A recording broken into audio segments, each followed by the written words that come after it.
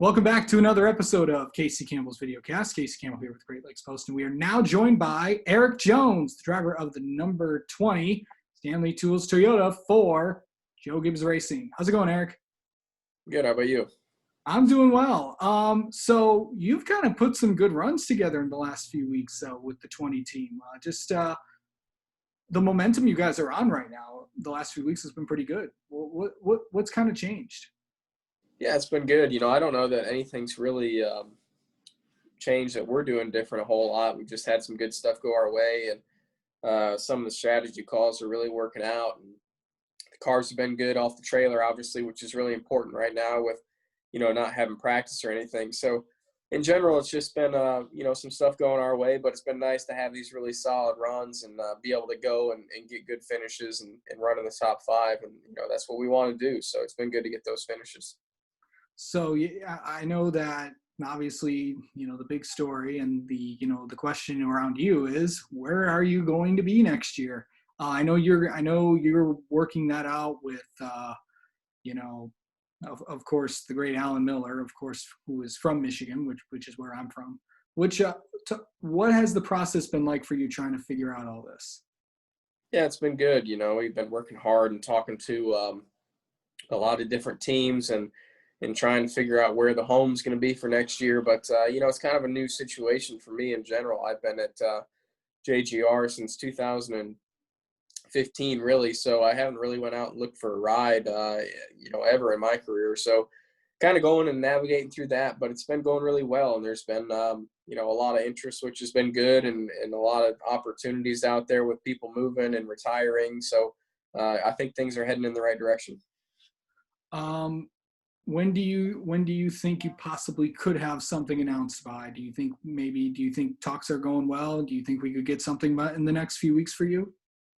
Yeah, I definitely hope this week to finish things up. I think we're getting really close with the team we're talking to and getting things finished up. So, I don't know, as far as announcements, I think there's a lot of moving parts in that between, sponsor and team and making everybody happy, but definitely getting really close in talks and getting some finished up. I know you've been doing a lot, during quarantine. You've been reading stories like kid stories. What got you kind of doing that?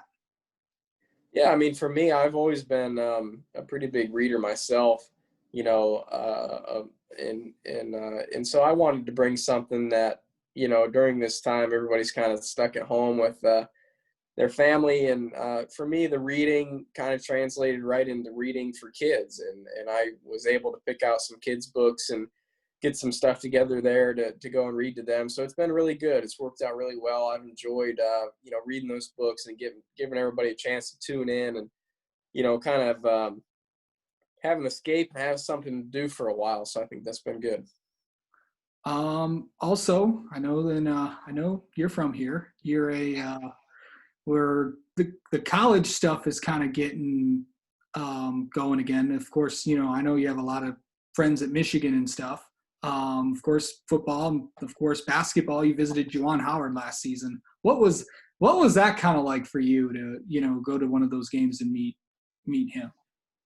Yeah, it was really cool. I've been, a Michigan fan for a long time. So to get to go down to the basketball game and obviously watch it, and then have a chance to go and meet Juwan, obviously he's a pretty storied basketball player from Michigan himself. He played at Michigan, and so that's pretty cool. And having the chance to meet him was really neat. And glad to see sports back in Michigan. Watching Michigan football, I was kind of sad at first. It sounded like we were going to miss out on that this year, and they were going to postpone. But coming back and they're scheduling games, so I think that's going to be pretty fun.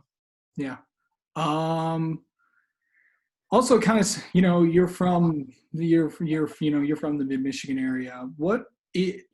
Getting a lot of what's it been like to to come from this area and compete in NASCAR? Because it's of course you got Keselowski and yourself, and of course we got Carson Hocevar coming up. But what's it like to be a part of racing here in the great state of Michigan? Yeah, there's been actually a lot of great drivers from Michigan, the ones you mentioned, and obviously in the past, Gary Santamont and Butch Miller and guys who've come from Michigan. So, It's actually kind of a hotbed for racing. You wouldn't really, think it from the outside. I know you and me know that, but looking at it from a 100-foot view, you wouldn't really think there's much racing going on in Michigan, but there is, and it's really cool. I think coming from Michigan, you're kind of in a special club. I think everybody from Michigan sticks together a little bit, and to be from that state, I'm definitely pretty proud of that. And there's a lot of racing going on there, and a lot of tracks within a pretty small radius. So definitely was cool to grow up and race there, and carry that into the Cup Series and try to represent the state. Yeah. Your paint scheme last week with Craftsman. Talk about that. Yeah, it was really cool. I've actually, the last 2 years now, been able to do a deal with Craftsman, the Children's Miracle Network, the ACE Foundation, all that come together to do some pretty cool stuff. And this year, we were able to get some kids to design the car again and put, what they thought their superpower would be on the car. So that was really cool. And it was pretty cool to get up there on Sunday at the Roval and lead some laps and get their car out front. That was really neat. It was a little bit different this year. Didn't get to actually spend any time with the kids like years past, but still in person, I should say. We actually went on and raced Mario Kart online. So there was still some cool stuff we did together and beyond getting their car out there on the track. Yeah, and of course you have 4 races left this season. Of course, Kansas coming up. The track that you made your Cup Series debut at. What's that going to be like heading there to Kansas this weekend? What's it going to be like out there?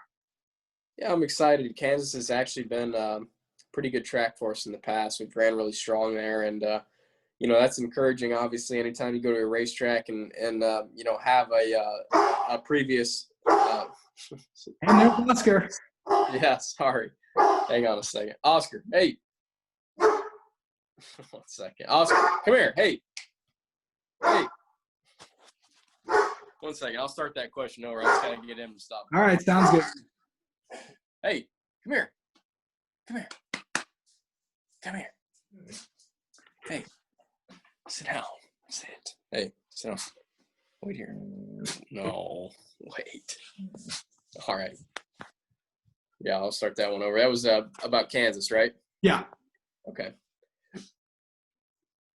Yeah, I mean, I'm excited to go to Kansas, and that's actually been a pretty good track for us the last couple of years. So getting out there, anytime you go to a track you ran well at is encouraging. And the last few times there, I feel like we've had some cars that are capable of winning the race, and hopefully we can go back this time again and have the same kind of thing.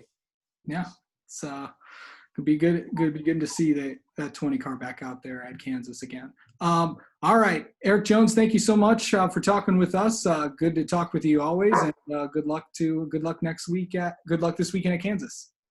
Sounds good. Thank you.